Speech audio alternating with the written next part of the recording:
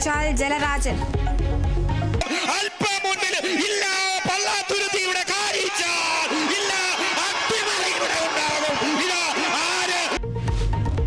നെഹ്റു ട്രോഫിയിൽ മുത്തമിട്ട് കാരിച്ചാൽ ചുണ്ടൻ. കാരിച്ചാലിന്റെ നേട്ടം തുടർച്ചയായ 5ാം തവണ.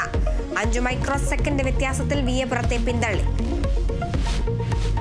സഖാവ് പുഷ്പൻ അന്തരിച്ചു. വിടവാങ്ങിയത് കൂത്തുപറമ്പ് വെടിവെപ്പിലെ ജീവിക്കുന്ന രക്തസാക്ഷി. സമരനായകന്റെ അന്ത്യം. കോഴിക്കോട് സ്വകാര്യ ആശുപത്രിയിൽ 3 പതിറ്റാണ്ട് നീണ്ട സഹനത്തിന് അന്ത്യം. കണ്ണൂർ ചൊക്ലിയിലേക്ക് നാളെ രാവിലെ വിലാപയാത്ര.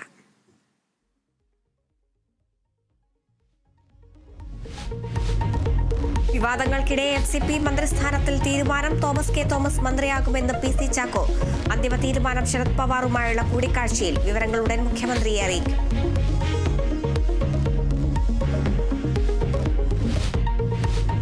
ADGP MR അജിത് കുമാറിനെ മാറ്റണമെന്ന നിലപാടിൽ ഉറച്ച CPI. നടപടി വേണമെന്ന് CPIM-നെ അറിയിച്ചു.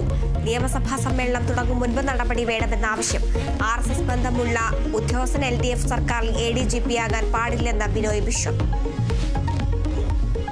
പ്രമുഖരായിട്ടുള്ള RSS നേതാക്കന്മാരെ കാണുന്ന ഒരു ADGP തീർച്ചയായിട്ടും LDF ഭരിക്കുന്ന കേരളത്തിലെ ക്രമസമാധാന ചുമതലയുള്ള ADGP ആയിരിക്കാൻ അർഹനല്ല. എൻ മോഹൻദാസ് RSSകാരനെന്ന ആരോപണം. മുസ്ലിം ആയതിനാൽ തന്നോട് വിരോധം. മോഹൻദാസിനെ ഇസ്ലാമെന്നാൽ ഭീകരതയെന്നും PV അൻവർ. ഫോൺ ചോർത്തലിൽ സർക്കാരിനോട് റിപ്പോർട്ട് തേടിയിട്ടുണ്ടെന്നും മറുപടിക്കായി കാത്തിരിക്കുമെന്നും ഗവർണർ.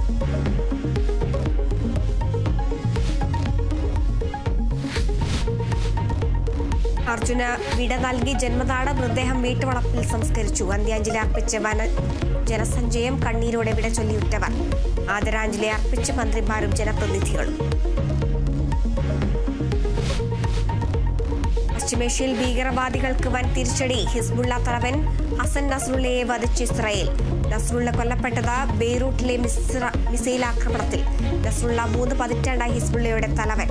മരണം സ്ഥിരീകരിച്ച ഹിസ്ബുള്ള നേതൃത്വം.